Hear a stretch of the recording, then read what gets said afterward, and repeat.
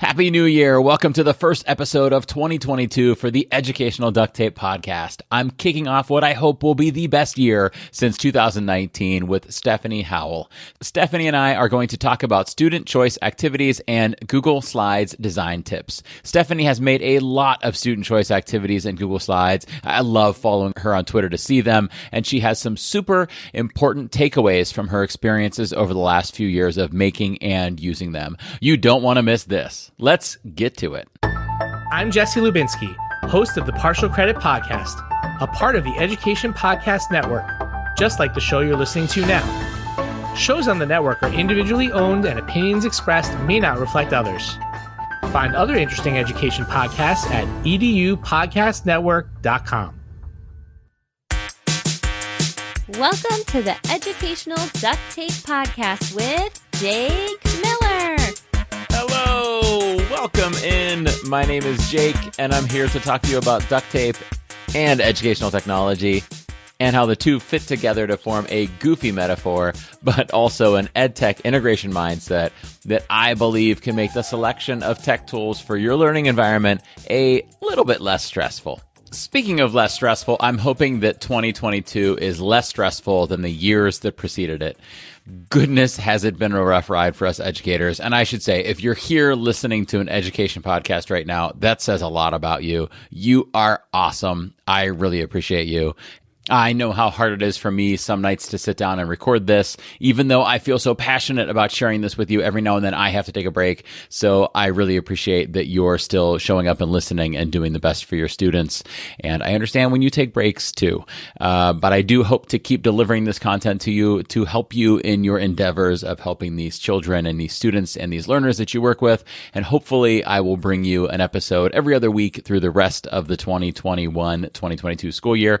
There might be some times when I need an extra couple days or extra week off or something like that. Who knows? It's been a rough ride, and I think we're in for a little bit more of a bumpy road here. But I'm going to do my best within reason to support you, and I know that's the same thing that you're doing for the people you work with and the learners that you are working with as well. Anyhow, you're really going to appreciate, speaking of appreciating things, you're really going to appreciate Stephanie Howell's insights today. Stephanie's going to tell you about the way she designs student choice activities and some of the things that she's learned over the years. And right up front, shots are fired when she knocks the typical, 3x3, 9 square student choice grid right out of our minds. She knocks it right out of there. And make sure you stay tuned to hear why that's not her typical mode and what she suggests instead of that. Hi, my name is Kate, and I'm a teacher in Queens, New York. I love the Educational Duct Tape book because it has helped me develop a mindset for integrating technology in a way that's not overwhelming for me or my students. Oh, sorry. Hold on. Let me just grab my soapbox from over here. Yeah. There we go. That's perfect. Climb up on there. Educational technology is neither Luke Skywalker nor Darth Vader, nor, for those of you who know Star Wars a little better, Emperor Palpatine. EdTech is not the undeniable good of Luke, nor, as some have been implying to me on Twitter lately, the extreme evil of Emperor Palpatine. Look, I know that nobody is looking forward to the prospect of teaching fully remote or concurrent or all on Zoom right now or anything like that. And those things, those are pretty much the Death Star of education. That might be a little bit of an extreme version of it, but that doesn't make technology the extreme evil. Tech can't be good or evil because it doesn't have a mind of its own. No, tech isn't Luke, and it isn't Darth Vader either. It's the lightsaber. It's the tool. When Princess Leia needs saving or a battle needs to be fought, a lightsaber is a handy tool to have. When assessment data needs to be collected or feedback needs to be efficiently given, EdTech is a handy set of tools to have. I've heard some educators lately saying that after the tech-saturated pandemic teaching, we need to get away from technology. And I don't completely agree or disagree. We need to use less tech than we did or are doing during remote teaching, depending on your situation, sure, yeah, we need to use less, but we don't need to eliminate tech. And I feel like that's what some people are advocating for. After all, Luke didn't cut his steak with a lightsaber. That would be too much use of the lightsaber. But if the First Order or the Sith attack, he'll definitely use his lightsaber. No one would say, Luke, use your lightsaber less. You depend on it too much.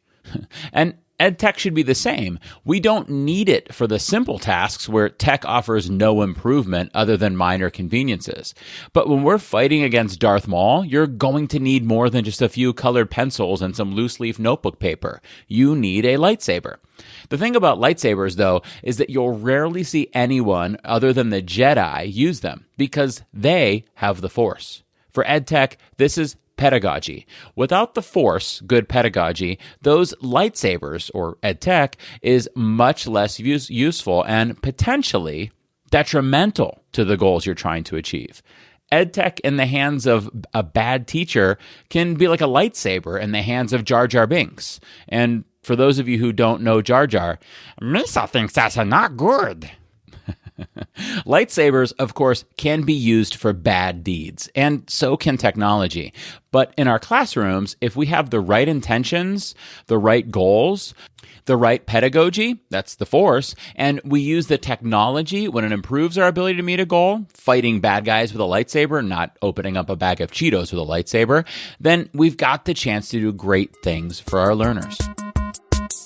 Wait. I've got a little more to say here. If you watch the Star Wars movies, you'll see some Jedi who use their lightsaber less often and instead use just the Force. Heck, watch Baby Yoda, Grogu in The Mandalorian. No lightsabers, but some pretty cool stuff occasionally. That's the Force. And the Force, again, is good pedagogy. The Force doesn't require a lightsaber, just like good pedagogy doesn't require EdTech.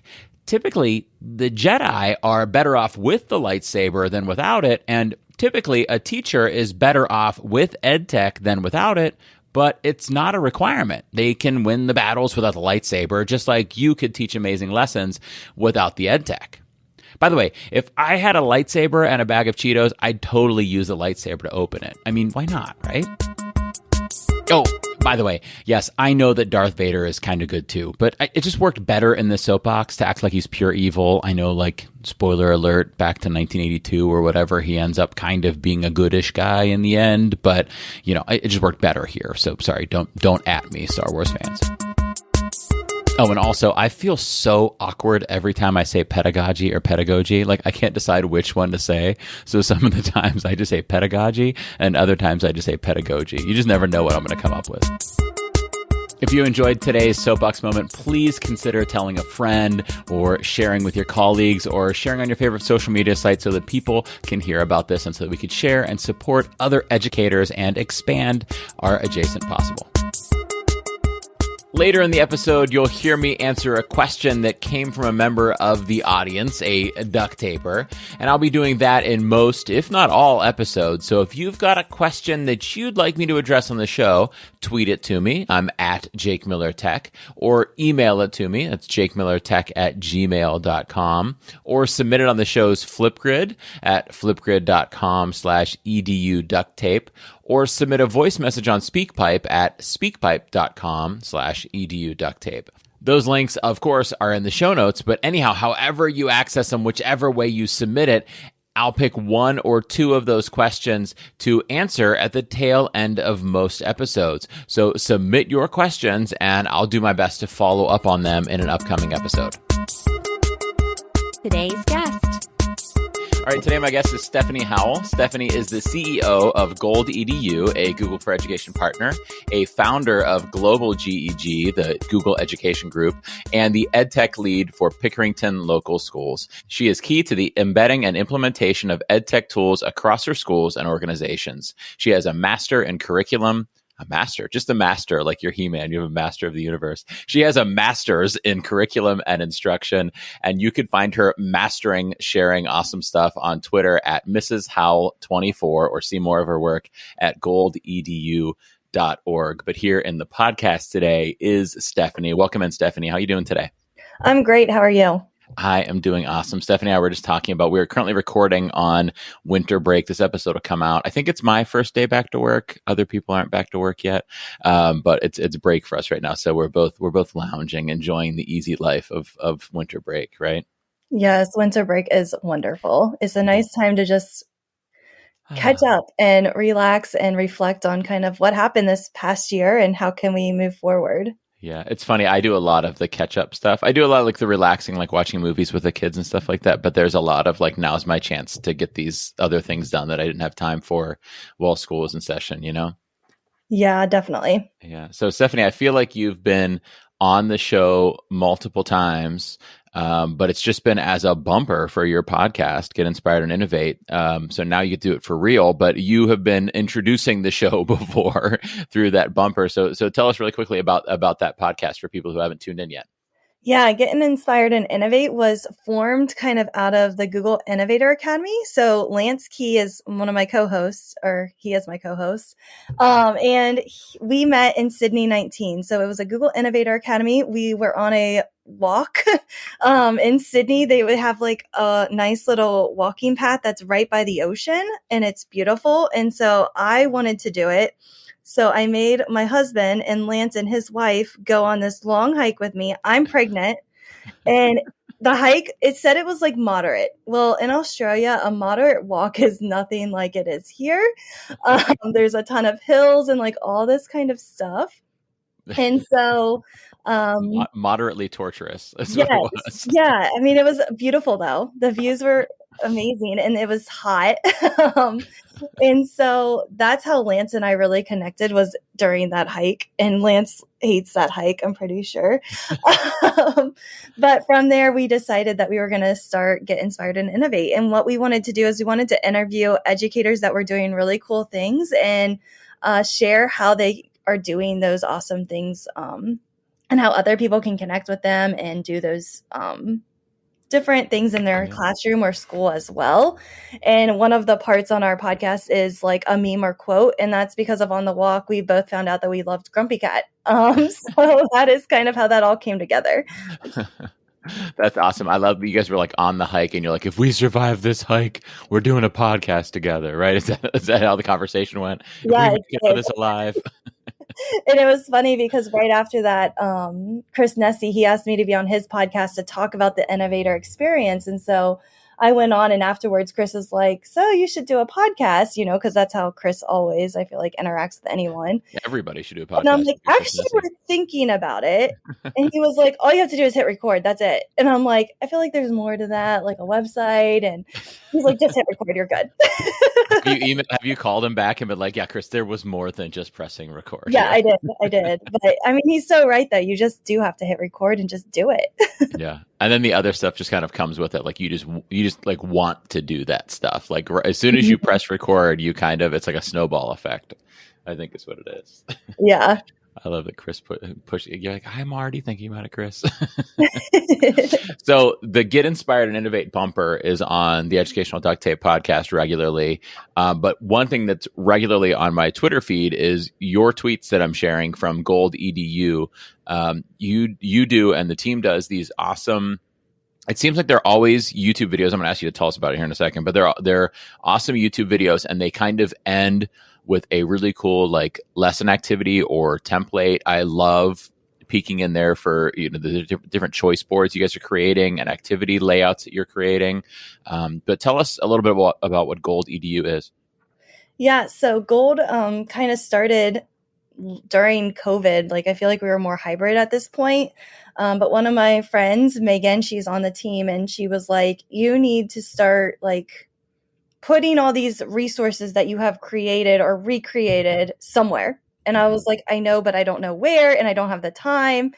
And so I pulled her in because I was like, if you're telling me to do this, you're also coming in with me. So what we did is we bought the domain, and then we just kind of decided like how we kind of wanted to organize it was through YouTube. I am dyslexic, and so writing like a blog post doesn't work for me.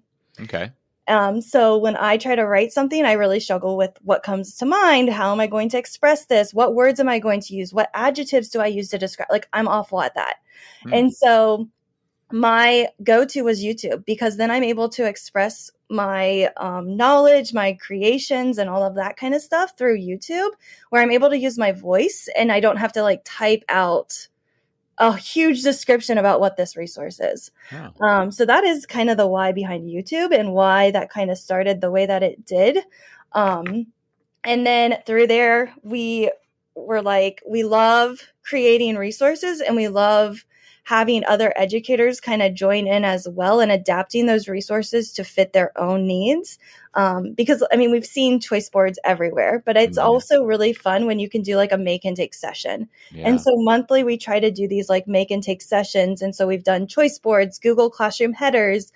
We've had on Edu math reps, but we just called it Edu reps. So that way other teachers could adapt it for their subject level and not just math. And so we've invited some educators on to join us, but I think it's just a lot of fun to have all of these amazing educators on the scene, helping us create. And then you see all these other designs and you're like, oh, I didn't think about it that way. Or someone will come on and say, did you think about this accommodation for these type of students? Like those colors don't work. So it's really helped me grow just having that community. And we have like an email group where a lot of times people will just share resources and then it's like a thread that will just go through, or, hey, I don't have this. Does anyone have this? And so it's really built this community that's helped me grow as an educator. That's cool. I love that when you share the stuff that it's not just a focus on the end product. You could tell, as you're saying there, it's a focus on the creation process, which means that people that are participating and are viewing and are watching and are following along are, number one, getting a peek into your creation process, or, you know, Megan's creation process, or anybody that you have on with you's creation process. And they have some input into it, as you're saying. They give you some feedback as you're going, but then also they're doing their own. You know, we talk a lot on Educational Duct Tape about the adjacent possible. You guys truly are doing the adjacent possible by you're putting out your own thinking so that people can grow from it and can help you grow with your own thinking. And they're doing their own stuff and then sharing it back. And there's like, you're creating so many different kind of branches off the original idea that you guys started with, which I think is really rad and a really cool take on PD, truthfully. Yeah. And I mean, I would have never been able to do this because I was not a wing it type of person until like Global GEG. So when I first entered Global GEG, GEG is a Google educator group. So again, at Innovator, they were talking about these GEGs and I was like, I have no idea what they were. And Eric Kurtz like leads the best one in Ohio, you know, and he was doing a fantastic job, but I had no idea what it was because I was like living in my own bubble. And I didn't have that community or PLN to like know about all of these things that were out there. And so I reached out to Eric and I was like, hey, can I help with the Ohio GEG? And he was like, yes, I need the help. So I started leading that with him. And then all of a sudden we started Global GEG because I became friends with like Abed and Stephanie Rothstein and all these educators from around the world that I met through Innovator. And COVID hit. And that just kind of made it so, hey, it's a Saturday night and we can't go out. Let's do a PD session, you know, like that kind of stuff, because there was nothing else to do. And it was just fun. And so because of them and that group, they helped me become a wing it type of person. I'm usually like the type of person that needs to be prepared, that needs to have all these different things like in line before I can present. But they were just like, no, just get on, you know your stuff, just do it. So if it wasn't for them, I don't think I would be able to do some of these live design sessions on YouTube, because it is kind of getting out of your comfort zone. Like someone in the chat was like, well, what if you do this? And I'm like, I don't know. I've never touched that in Google Slides. And I'm like, let's just try it. You know, and it worked or it didn't work. And then we just talk about workarounds. That's awesome. I love that process helped you kind of, I don't know, break out your shell or be more flexible with that kind of stuff, because I was kind of the same way with this podcast. And it's kind of why I started the podcast. Is I was a guest on a few other people's podcasts and I was like, man, I don't even know what to say in the moment. Like I'm the kind of person who like would have a discussion with somebody or a debate or an argument, and then afterwards I'm like, now I know what I should have said, right? And I wasn't able to formulate that stuff right there in the moment. But by doing the podcast, kind of similar to you with the Global GEG, I kind of built up that muscle of being able to talk kind of freely with somebody in the moment. Sometimes we've got to put ourselves in those situations to develop those skills. It's cool that did that for you. And now look at you doing these, because GoldEDU, those are all live, right? Most of them. Sometimes I'll just hit screencastify because it's a lot faster than using StreamYard. Mm-hmm. And I'll just hit screencastify, show what I created or what I was thinking, and then I just publish it through YouTube and put all the links in there for people to use or adapt for their own classroom. Yeah. And so you've kind of developed those skills through all those different things you're doing, which is really awesome. That's really cool. So I'm going to put links in the show notes for everybody for GoldEDU and for Get Inspired and Innovate and for Global GEG. And we should probably put in the Ohio GEG too, because you and Eric have done some awesome stuff over the years with that too. But now here we've got to do some not serious stuff and play a game. Are you ready for a game? I'm ready for a game. 2 truths and 1 lie. Okay, good. We're going to start off with a game of 2 truths and 1 lie.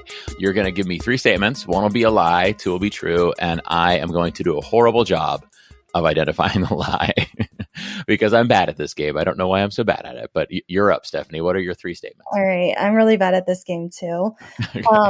But the first thing is I cut my sister's hair once. Okay. The second one, I have lived on a farm. Okay. The third one, I always order my tacos without onions. Cut your sister's hair once, live on a farm, and always order your tacos without onions. That's a really weird one to add in there. Like you order other stuff with onions, but you're like, no onions on my taco. I think that's the lie. I think that's a really weird statement, Stephanie. I'm going with the taco one being a lie. No, it's true. I don't like onions, so I just put tacos because it was Taco Tuesday, I think, when I was creating these. And I love tacos, but I don't like onions. Okay, all righty. I have to, when I call places to order tacos for our family, like if we're going to take out somewhere, I have to tell like the person, like for my wife, like no tacos on or no onions, no tacos on her tacos, please. No onions on her taco. And they're like, well, sir, there's not onions on that taco. I'm like, but is there like pico? And they're like, yeah. And I'm like, well, that has onions in it, so no pico. Or they'll be like, no, there's no pico. And I'm like, well, what kind of salsa is on there? And they'll have to tell me what kind of salsa. And I'm like, whatever the thing is that has onions, she told me she doesn't want it. Can you take that out? But I'm always telling her, like, can you just order the food? Like my order is just like that thing. I want that thing. You don't have to change anything about it. It's perfect the way you make it. But she's always like, I would like this without onions. And if they're out of that, I would like this instead. But tacos, of course. Why not tacos? Okay, so that was true. So then either, let's see, you cut your sister's hair once, or you used to live on a farm. I think you did cut your sister's hair once, and you've never lived on a farm. I have lived on a farm. Oh my gosh, I'm wrong again. Yeah. Tell me about this living on the farm. So we lived on a farm, but we rent out the land for them to farm it. And we're actually moving to another farm. So wait, you currently live on a farm? We're building, so we are going to be living on a farm very, very soon, like 2 months.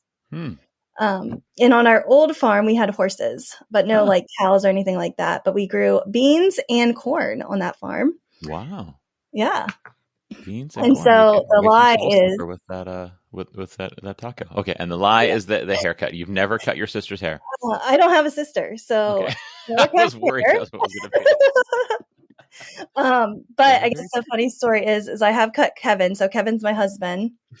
Cut his hair a couple times. COVID haircuts, or just other times too? Like when we were dating, yeah. Okay. And then one time I like missed a spot and I already took off the like razor. Oh. And so he was bald for a little bit. So I never cut his hair again. My wife cut my hair a couple times when we were dating, and she like didn't understand how clippers work. And I'm sure it was probably similar for you. Like you never had a haircut with clippers. Like we grew up getting our hair cut with clippers, and she didn't have the guard on and took like a chunk of hair out by my ear. And I think I ended up wearing, like, she put makeup on that spot for a couple days until a little bit of hair grew in there and it kind of blended in. Yeah, I bought him a hat. Bought him a hat. Because it was like on the top of his head. It was bad. But he still married me, so it wasn't that bad. Oh, okay. That was a test, wasn't it? You did it on purpose. Oh, crafty stuff, Stephanie. Good moves.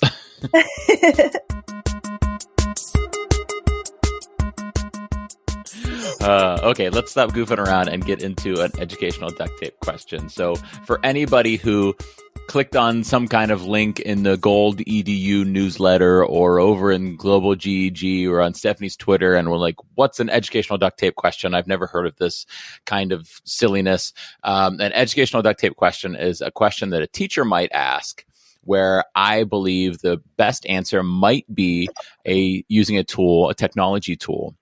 And the reason I call it educational duct tape is because educational technology, in my opinion, is a lot like duct tape in that it's a tool. It's not the thing we use first. It's something we use to solve a problem or answer a question or meet a need or address a learning goal we might have. So we start with a question a teacher might have. And then we pick the duct tape or the tool, the ed tech that answers that question. So I'm going to pick a question for you, Stephanie, that relates a lot to what I see you doing a lot of work on and what I'm always impressed with, which is your work with student choice activities. So I'd like to know, how can I design student choice activities? Now, we've talked about this a lot on the show over the years because I think this is a huge thing. In education is to give students more choice. And I just think there's a lot of opportunities for us to talk more and more about this. So when you think of when you think of designing student choice activities, how do you do that? What kind of things do you do when you design student choice activities? Yeah, I'm first going to start with what I learned that I shouldn't do because I made a lot of mistakes. So my first year as an ed tech coach is I thought I had all these great ideas. And so I went to teachers and I was like, let's do a choice board. And I would cram this choice board with like 9 different activities. And then I would like come back and like ask the teacher how it went. And she's like, it was okay, And I'm like, well, it's supposed to be really cool. Like it had really good choices on there. And there was like so many choices for the kids to pick from. And what I quickly realized is I was giving kids way too many choices. Also, like some of the classroom management things that I learned along the way is because I didn't introduce some of those choices, whole group or small group, or provide a video direction with the students, they had no idea what to do. It was like create an Instagram post and the kids were just like, I don't know what that means. Right. So I quickly learned that some of the more choices were not great for students. Yes, student choice is fantastic and it should be in student learning, but I learned the hard way of how to kind of incorporate that into the classroom. Yeah, I think that you can't give too many choices until those are all familiar choices. I think maybe that's like those two things kind of go together, right? If you want to give 9 choices, they've got to be 9 familiar tasks. And unless they're 9 familiar tasks, it's too much because they're overwhelming. And even then, even still, if they're 9 familiar tasks, 9 is probably overkill. I don't know why we always do 3x3 grids. That's just what we do in education for some reason. We're overachievers, I guess.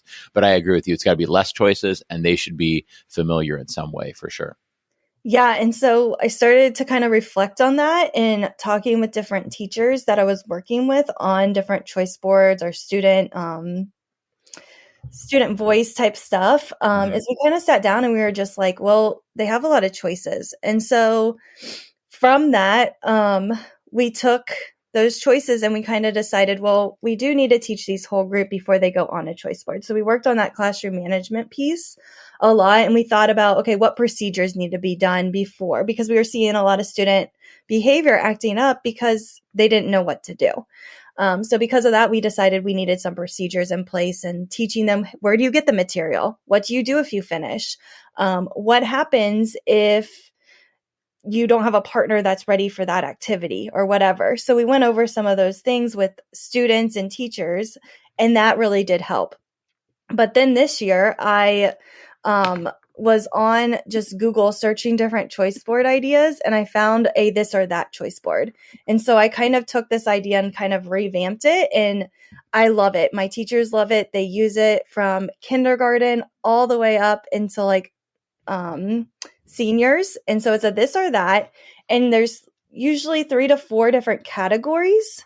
And so on those categories, some teachers align it with like the hyperdoc, so like using like engage. Other teachers use it like vocabulary, reading, beyond. So like different things like that to like expand students' learning as well. So I've seen them all different ways. But it's just 2 choices in those categories. So like, for example, if it was vocabulary, maybe the students can create a Frere model, or they can create like an unspeakable game that they're going to use for their vocabulary. So again, just 2 choices, but they're still working on that domain of vocabulary with the exact same words. Yeah, when you say multiple categories, you mean like they have to make a choice and do like maybe it's 3 different activities and each one has a this or that to it. Is that what you mean by that? Yeah, they have to do all 3 activities. So that's what my teachers liked, is teachers are control freaks. I mean, I was one of them. And so because of the control nature, you wanted students to do things in a controlled environment. And because of the 9 choices that I was providing some of my teachers, they were like, this is too much. This kid or this activity isn't really meeting the standards, or this activity, they're not doing all of the parts that I need them to do. So some of that was like lacking because of students only picking one activity, and it might not align completely to the standard or to whatever the students needed to learn.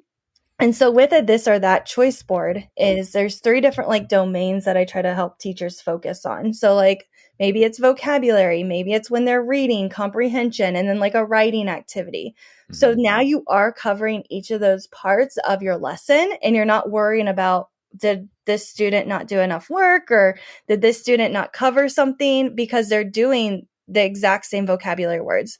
They're reading chapter 1, and maybe they're playing an Edu Protocol game of quotes, or maybe they're doing like a terrible reading activity where they're tearing off closed reading features. Like, I was thinking, what's a terrible reading activity? I can think of some terrible reading activities, but you mean tear, T-E-A-R. Okay. Yeah. Tear able. Okay. So like with that, maybe you're using like note and notice type of strategies. And so students, when they find an aha moment, they rip it off, and then they're able to say, I found that in chapter 1 at this point. Or you're doing a writing activity where students could use those story cubes and they're writing a story, or they're using 8 parts. So 8 parts is another Edu Protocol, and they have some type of image or some type of quote from the story, and then they have to use all of the parts of speech to create their story. So it doesn't matter, again, what the kids pick, because you're coming up with a similar end goal, where I felt like sometimes with the big 3x3 choice board, my students weren't coming up with that same end goal. Sometimes it was like, oh, they have an Instagram profile, and then they have a video, like completely different outcomes and rubrics, where here it's very similar. Yeah, and maybe on that one you gave the example of with the Instagram profile and the video, like maybe they're mastering the same content standard, but one has to go a lot deeper to do the video, for example, than the person doing the Instagram profile. And it's okay for different activities to have different levels of depth, of complexity, of amount of time they had to put into it, things like that. That's fine. But if you are limiting the number of choices you have in there, it's more likely that you're picking things that are kind of equally weighted, right? Yeah. Yeah. And I like that when I think of designing a choice board, and I do this when I do my choice boards presentation, I start off the session with a choice board, and the participants I think I give them 10 minutes to go through the choice board. And it's a 3x3. No, it's a 2x6 grid, and it essentially is a this or that, because they either read an article or watch a video, and then they practice the vocab from both of those by either playing a quizzes or doing Quizlet flashcards. And then I assess them on their understanding of it by they fill out a Google form or they do a Flipgrid video. And so I have broken it down kind of like you said with the HyperDoc, with the HyperDoc model. But basically I said, my goal for this first row, this first choice is you learning. My goal for this second choice is you practicing the vocab and self-assessing. And my goal in the third choice is for me to assess your understanding. So breaking down, instead of being like one big choice board where you make one choice, it's kind of like in that model that I did, it's kind of like 3 small choice boards. And it sounds like that's what you're doing a lot of, is where they're making small choices throughout the process, right? Yeah. So really just taking up a concept and then just splitting it up. Okay, this happens at the beginning of the lesson, maybe middle, end, and now you're able to add those choices within your lesson. Yeah, and it really models. I think a lot of what we do in education, we need to realize that we're doing these new things like choice boards. 10 years ago, before I kind of went on my deep tech journey that I've been on for the last decade, there wasn't talk about choice boards. I don't even know if choice boards were a thing 10 years ago. Somebody will message me and say, I was doing choice boards 10 years ago, but Jake didn't know about choice boards 10 years ago, and they weren't such a big thing then. And so that was a good thing that we've added into the classroom, but the way that we were doing things in our classes had good pieces, right? So the flow of a lesson, where there's a hook, and then there's the learning of the material, and there's the practicing of the material, and then there's maybe a formative assessment, right? That flow that we had, that was good. It's just that we didn't build any autonomy in for our students, and we didn't give our students any opportunity for choice. So what you're doing here is you're paying homage to the good lesson design that we learned back in college, but you're building some choice into it, right? You're building in choice within the kind of frameworks that have always worked for most students. Now we're making it work for more by building in some choice, some autonomy, some opportunity for students to kind of work at their own pace, because if there's choice, that kind of naturally happens, right? Yeah. And I think too, it still allows for teacher check-in. So rather than teachers meeting whole group, or they might do a quick mini lesson about the topic, and then the kids go and explore on their choice board. But then kids can come in and they can check in with the teacher, whether they sign up on the whiteboard, or maybe they use Classroom Q, or maybe they fill out a Google Doc or a Google form. There's so many different ways to notify the teacher today that, hey, I need help, that the kids are able to do that. And so then the teacher is able to pull students up in small group and help them individually, which is really fun and exciting to see in the classroom. Yeah, I think, and it gives opportunities for different kinds of connections with your students when it's not just the whole group, when you're talking to them one-on-one or in small groups or things like that.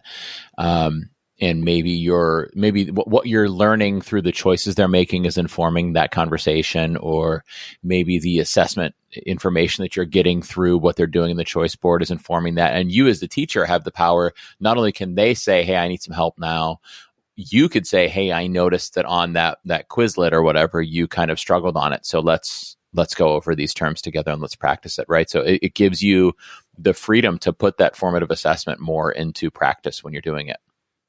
Yeah, and I have a teacher too, like she'll put in teacher check. So once the students do the vocabulary activity, whatever one they pick, they have to have that teacher check. And what's beautiful about choice boards is it's self-paced. So you might have some students that really do know their vocab. They don't need to look up every single word because they have some prior knowledge. Right. Maybe if you're learning about baseball or something like that, they already know what some of that language means. Right. And so because of that, they're going to move a lot faster than someone that doesn't. And so they're allowed to. And then they can get their teacher check-in, and then that teacher can help the other students as they kind of come up, or, hey, this student is still working on this activity. I need to go talk to them. Yeah. So it really does allow for that. And again, it's all about you kind of organizing your classroom the way that you know how. And it's so hard because, I help 475 teachers, and every teacher does it different. Mm-hmm. Some teachers use like a Google Sheet that has like a tracking on there where we have every single student's name, and then there's a drop down and they pick working, finished, and then it kind of is able to track students that way. Right. Other teachers, it's like they have magnets, and the kids made like these fun avatars, and then the kids move their avatars along the whiteboard. Again, you got to figure out what works for you. Right. And so that's why I love my job. I get to sit down with teachers and just kind of figure out what's going to work best for that teacher, because it's usually different than what another teacher needs. Mm-hmm. I love that point that there's not one best way to do it, right? There's what's best for you in your classroom. So speaking of what's best for you, a lot of the ways that you design these choice boards, these this or that activities is in slides. It seems like almost everything that I'm seeing you share with that stuff is in Google Slides, and it all has, I think some really good, number one, pedagogical design, but number two, it's visually appealing too, the way you're making them in slides. So do you have any favorite tips for when you make these kinds of activities in slides? Any things that you like tips or tricks that when you're doing maybe one of these gold edu things that people are like, "Ooh, wow, I never knew to do that," or "I never thought of using that tool that way"? Any Google Slides tips? Yeah, so I definitely use Google Slides. To get the backgrounds, I usually go to Canva though. So I'll go to Canva mostly, sometimes Adobe, sometimes Unsplash, but usually it's Canva. And then I'll just download a background. I'll take away all the text. I'll take away everything. And it's like, oh, I want polka dots today, or I want whatever I'm kind of thinking would look best for that design. I also try to think about what is the teacher teaching. So if they're teaching maybe about usually science is like the best one for that. They're teaching about different like energy, potential, and kinetic. Can I do a roller coaster? What can I do to add to this to kind of get the students excited and to make that real world connection as well. So that's kind of where I've started. This is kind of, I don't know if I should admit this, but I'll be out shopping or I'll be out at a store and I see something that has really good colors and I'll take a picture of it. Or I'll be in a classroom and this teacher has really great colors that are just matching really well with her decorations. And I'll just take a picture of that. And then I go back and I'll upload it to my computer and I'll use the eyedropper extension. Yeah. And I will steal those colors. Yeah. So that's kind of fun, but it's also cool because like I was at TJ Maxx one day before, it was like over Thanksgiving break, I think. And they had this really cool gift bag. And it was like brown and black with polka dots and like, and I just took a picture of it and I just redesigned that as my background for something.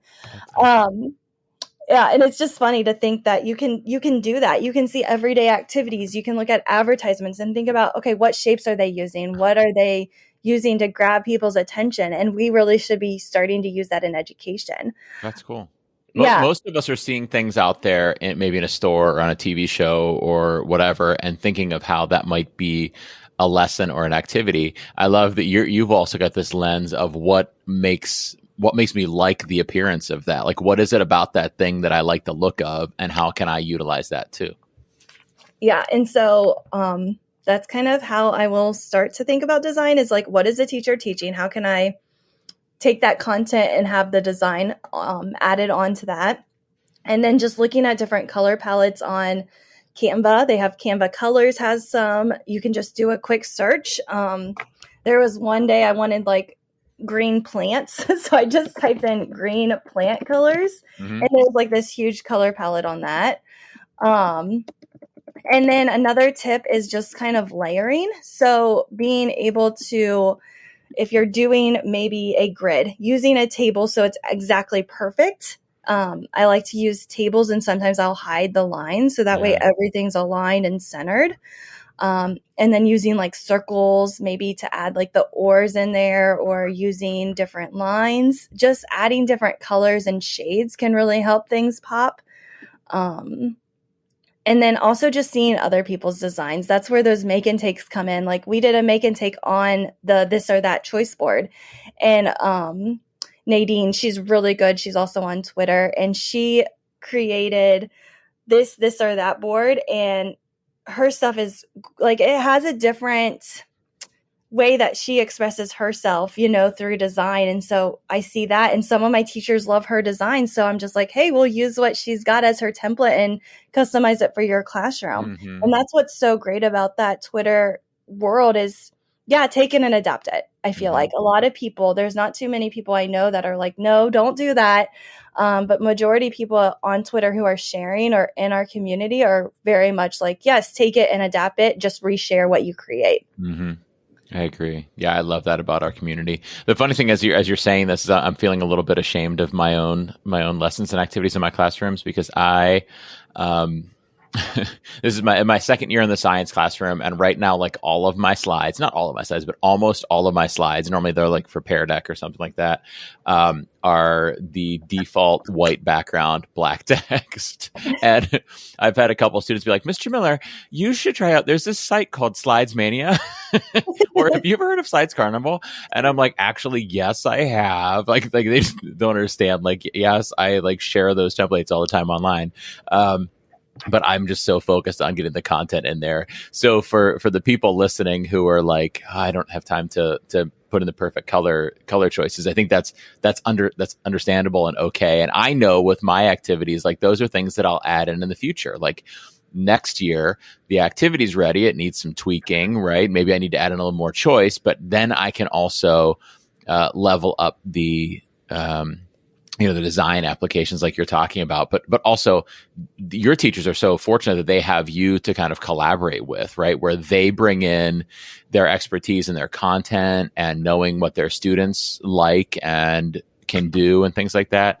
And you're bringing in this perspective as an instructional designer, as a technology user, as a visual designer, essentially to create these really awesome things that combine the pedagogy and the curriculum with the technology and with the design and creating these really awesome products out of it. Yeah. And I think too, some teachers that isn't their area, and right. I think we've built that relationship where they're like, they'll send me stuff and it's just the white slide with back. And they're like, can you help me with this? And I think it's that collaboration though, of just finding people where your strengths and their weaknesses kind of go together. And so I'll go to a teacher and I'm like, hey, I'm looking at this activity, but I'm missing something. And then they're able to share, hey, why have you tried this strategy or this idea? And it's because of those relationships and those communities that we're able to provide with teachers. We're able to help the students and create that environment for them.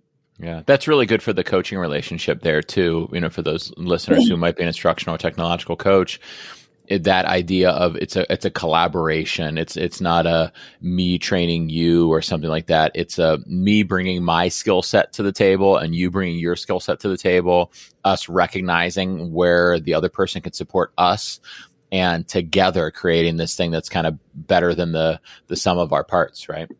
Yeah. And one activity that I've done with students, this is another Edu Protocol. I love Edu Protocols, and I know you've had John on. Yeah, he's great. But we've done worst presentation ever. Have you heard of that one, Jake? I've heard of it. I'm not super familiar with it, but that one's like a. I'll let you tell it, but that's the one where you kind of design your presentation with bad presentation elements to it, right? Okay. And so this one, the kids love it. It can be done with anything that you're teaching. The kids create the ugliest presentation ever. Like you go over really bad presentations, like there's too much text, there's too much bullet points, the fonts, the colors, things that kids already do. And so you go over them and then the kids do them. And what's really fun with the worst presentation ever is they're talking about like, oh, that would be really ugly, or that picture, let's stretch it out so it's pixelated, all the pixels are gone or whatever. And then they present it. And so it's just a fun one to start the year off with. So even if you're coming back from January, this could be a really good activity to do with your students. And I have a slide deck too that I can send to Jake, or you can reach out to me. Let's put that in the show notes for sure. Yeah. And so with that activity, the kids then throughout the rest of the year, they start thinking about their presentations, because there are a lot of jobs out there that are going to need some graphic designing, right. With like commercials, or if they're creating a flyer or they're doing something like that. And so then the kids start thinking about, okay, what can I do to make this look a little bit better? Yeah. And so it's just fun to hear those conversations when you do that with a class in August and hear them at the end of the year. There is this one girl that we did this with. She actually started creating the teacher's agendas for her. And they look just like slides, like they're kind of like the teacher used Slides Mania. Uh-huh. And the kid just adapted it for January and just said, I had some time and you don't have to use this, but I just kind of rechanged the colors, just changed up the template a little bit. And I think sometimes all the kids need is a template. Mm. And the teacher was like, this is amazing. I'm going to use it. And I think we need to empower our students like that, where they can create our agendas. They can create those presentations that you're like, I don't know. Because there's got to be some kids out there that love design and have an eye for color. Yeah. Well, I think that skill of designing a good presentation, like that's not just career specific anymore. That's almost every career you need that in. We see now in education, we need that, but also in lots of careers, they have to make slides and things like that, but also just in the classroom as a student, going over what a good presentation should look like. And I bet that kind of stuff, you could find ISTE standards and things like that that relate to that, right? Where it's designing something that's visually appealing and good for the audience. And if you do a lesson where you're like, let's talk about the things that are important in a good slideshow, never have more than 6 words on the screen, always make sure, and right, you go through this whole boring list of different things they should not do, the kids are going to ignore all of that and probably not take any of that in. But by taking that fun spin on it, right, they not only have some fun with this process, but then own the knowledge of what makes a good presentation versus a bad one. Yeah, definitely. And it's just fun to hear the kids too collaborate together when they are creating that presentation, because one kid will say, well, this looks really bad, or and then they're just laughing, like they're having fun learning. I think that's another thing that's really exciting. Yeah, that's great. I'm gonna try that out in my classroom sometime. That sounds like fun. And then so I'm gonna rapid fire review some of those tips you gave in slides there. So you like bringing in a background from somewhere else, maybe it's Canva, or I think you said Adobe, or Unsplash. Is that what you said? Yeah. And then Unsplash has an add-on in Google Slides. That's kind of nice that maybe you can grab the pictures from right there. The nice thing about Canva or Adobe is it could be more of a layout, whereas Unsplash would be more like a picture, right? Yeah. And Adobe now we've got to call it, what do we call it now? Adobe. It's not Spark like anymore. What is it called? Creative Cloud Commons or something like that? I think so. Okay. And I think too, with an image from Unsplash, you can make it transparent. So you can, that's another trick that I've done. I forgot to share that one. You can go in, and I use the edit, they changed the name on me, the slides edit theme. Yeah. And then just add it on there. Don't add it as a background. And then you can format it and change that color to be more transparent. So that's a huge trick. Like when I use like the roller coaster example, when I did that, it was pretty bright. And so I took the transparency and I made it like a grayish tone. And so then it really kind of made everything else pop out from it, where that's still back there to spice up the slide, but it's not distracting from the text and make the text more readable. That's a good idea. And then the other thing you talked about was picking colors using the color picker Chrome extension. Which one do you use? I'm trying to find mine here because there's two different. I use one called Eyedropper. Yeah, I use the Eyedropper one. Yeah, I think there's a different one. I think when Jen Giffen was on the show years ago, we talked about this, and she uses a different one from me. Because there's another one that's like called Color Picker or something like that. Yeah, she uses that one. I don't like that one as much. It's like, I don't know. I think the other one's a lot faster. Yeah. But she might have a different workflow than I do. Yeah. But that one suits me. Who knows which end? And then the other tip was, let's see, I'm missing one there. Okay, so we got find the slides backgrounds. We got that. You just threw in there using editing the theme, which it used to be called the master, but they've changed it to the theme. So editing the theme so things happen in the background, or so that all the slides are formatted a certain way. You talked about using shapes like circles to put in maybe like the or in your options. You talked about using tables and maybe making the background or the borders transparent or white or zero thickness so that things are laid out nicely on the screen. Did I miss any other tips in there? Fonts are also huge. Oh yeah, for sure. Like just making sure that they kind of match and that they're easy to be like read. Like our kids don't know cursive, so I try not to use cursive. Right. Luxend is probably my favorite font just because it like spaces out the letters a little bit more. But that is kind of huge. Like to think about word art is another fun thing that you can just kind of add to make your letters like bigger and bolder. Yeah. I like with fonts, I like going to the Google Fonts site a lot, fonts.google.com, because it'll help you pair fonts. So if you're like, I really like, I don't know, what's the one is it called? Like Farmer's Daughter or something like that. I really like this one font, whatever this one font is. But I know that it's not a good font to use on all of my slide. Like it's maybe the title is going to be in that font or something like that.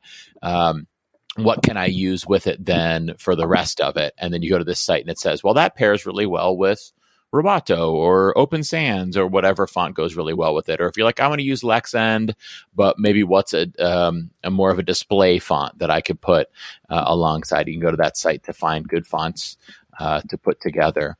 And then another thing I wanted to point out too, you were talking about those color gradients. I know Tony Vincent often recommends the site Coolors, Coolors. So it's colors with an extra O in there.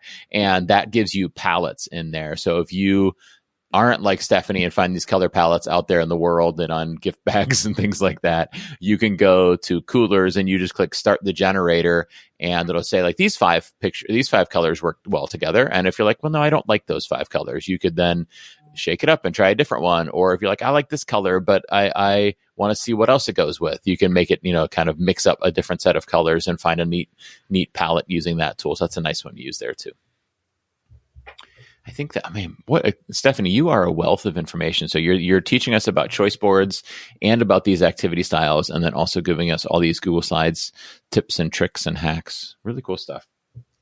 Yeah, thank you. Yeah, well, I'm glad to have had you on, and I'm going to let you have some of your winter break day back to go play with your son and the fam, and give you some time off, because everybody now is like pausing the podcast to go try out some of these tips and tricks and go check out some of these videos and templates on the GoldEDU site. So we need to give them time to work on that anyhow. So we'll wrap it up so they can go focus on that. So thank you so much for being on to talk about this stuff, Stephanie. Yeah, thank you, Jake.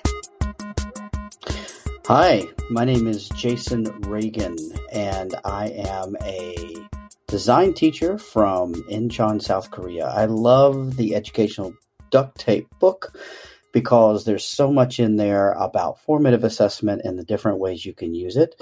And I certainly think we could use more formative assessment that's meaningful. I'm so glad I got Stephanie on the show. I have been really geeking out about the stuff that she's been sharing on social media over the last year or so. I've respected her work for multiple years, but she really seems to have amped it up and kicked it up a notch over the last year or so, and she's been sharing some great stuff, and I was like, I've got to get her on. Plus, it brings our list of Ohioans that have been on the show up a little bit higher. The Buckeyes are dominating educational duct tape land. And of course, I'm a Buckeye, so of course they have to. Let's talk a little bit about some things that we heard from Stephanie. The first that we talked about, which I think is really important, is things that she's learned in her own experience. First off, she's learned that 9 tasks, one of those 3x3 grids that we see so often, can be overwhelming, especially at first. She also talked about how we should teach the choices explicitly, either in whole group or individually, prior to using them in a choice board. Like have every kid do that choice as a requirement before it becomes a choice in the choice board. And then it's going to take a long time before we get up to a 3x3 grid or a 9-task situation, and it's unlikely we'll ever really get there. Like we've got to do each of those 9 things individually before we get there. She talked about setting up learning procedures before to help eliminate misbehaviors, so that when the choice board time starts, everybody knows how to do those different choices. What are those procedures during that time, so that you don't have to worry about those, that acting out and that kind of adjusting to that process during that time. We talked about the this or that choice board that she's done. There's a link to one of them in the show notes, but if you check out their it's at the link to the Twitter profile will be in the show notes. You'll be able to see more there as well. I asked her for some of her designing in Google Slides tips because she designed some really cool and fun things in there. She talked about pulling in backgrounds from Canva or Adobe. It used to be Adobe Spark. Now it's Adobe Creative Cloud Express, as well as Unsplash. She talked about finding colors and designs that you like around you. She talked about taking pictures of those things, maybe pulling in pictures or pulling in the colors from those pictures, possibly even using the eyedropper extension we talked about. A link to that will be in the show notes. I mentioned the coolors.co site if you want to find a fun color set. There's a good way to find, gradients and things like that there.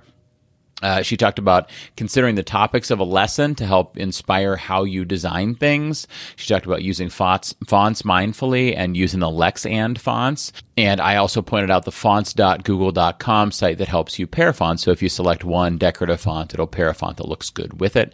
And she talked about one of my favorite activities now. It was a really cool activity, which I believe is an Edu Protocol worst presentation ever. And there'll be a link to a slide with directions for that in the show notes.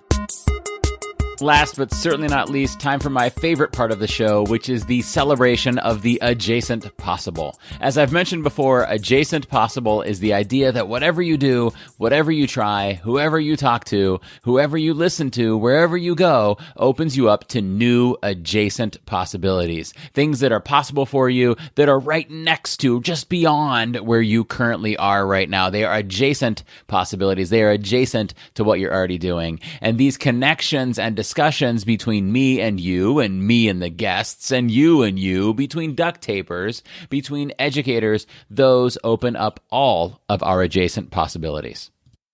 I'm going to make it a little quick with the adjacent possible today because today was my first day back after winter break and I'm feeling tired, so I'm going to do a quick one here.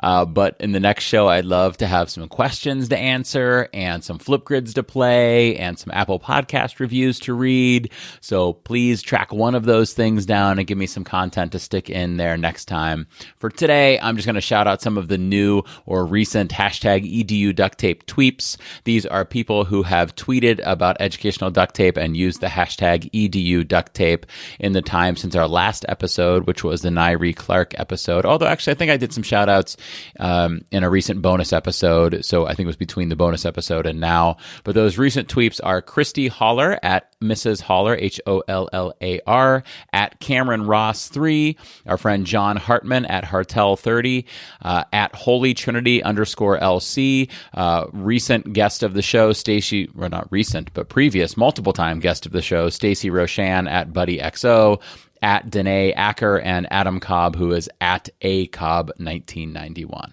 If you would like to be a part of the celebration of the adjacent possible in an upcoming episode, we'd love to have you. You could share feedback, ask a question, share a takeaway, or share something that you're excited about, whatever you prefer. You could do that with an Apple Podcast review, a post on social media with hashtag EDU duct tape, on the show's Flipgrid at flipgrid.com/EDU duct tape, or on the show's SpeakPipe page at speakpipe.com/EDU duct tape. Those links, of course, are also in the show notes. And if you share something on one of those platforms, you've got a really good chance that I'll share it here in an upcoming episode.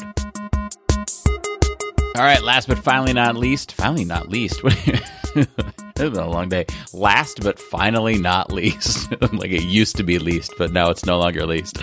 I don't know. Last but finally not least, I've got to give you your homework for today. I don't know if anybody ever listens this far into the show to hear the homework, but I get a kick out of my homework assignments. If you like my homework assignments I give you, let me know. Give me a shout out on Twitter or something, or send me a message and tell me, Jake, I enjoy the homework that you give at the end of the episodes. Today's homework relates to today's soapbox moment. I want you to find an educator who likes Star Wars and tell them about the podcast. Find that educator and tell them, hey, listen, in between episodes of the new Boba Fett show, which I haven't started watching yet, but totally will be, and before the Obi-Wan Kenobi show comes out, which again, I haven't started yet because it's not out, but when it comes out, I will be watching. In between those things, find some time to listen to the Educational Duct Tape podcast. You'll enjoy it. Tell them the guy does a Jar Jar Binks impression in this episode, and he didn't call him Baby Yoda, he called him Grogu, and he did a lightsaber sound.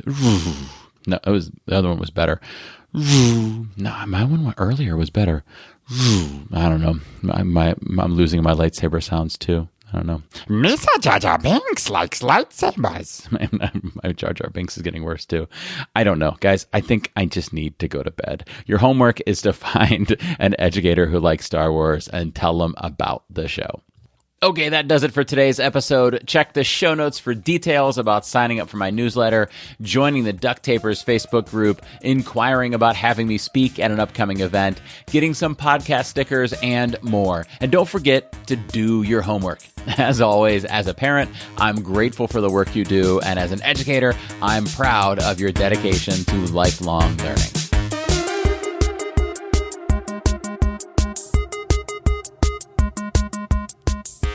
Thank you for listening to the Educational Duct Tape Podcast. Please consider rating and reviewing the show on your favorite podcast app.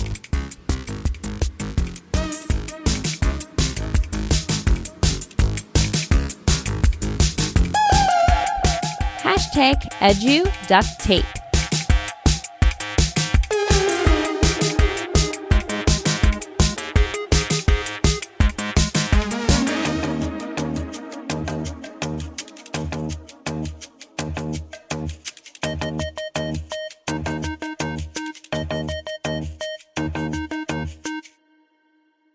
At the end of the last episode, I shared about the online resource hub that is a free companion piece to the educational duct tape book. You know, a spot to find curated videos and resources for each tool that I discuss in the book, plus updates as their offerings change. Well, remember that? Well, I left out one piece of the hub when I described it.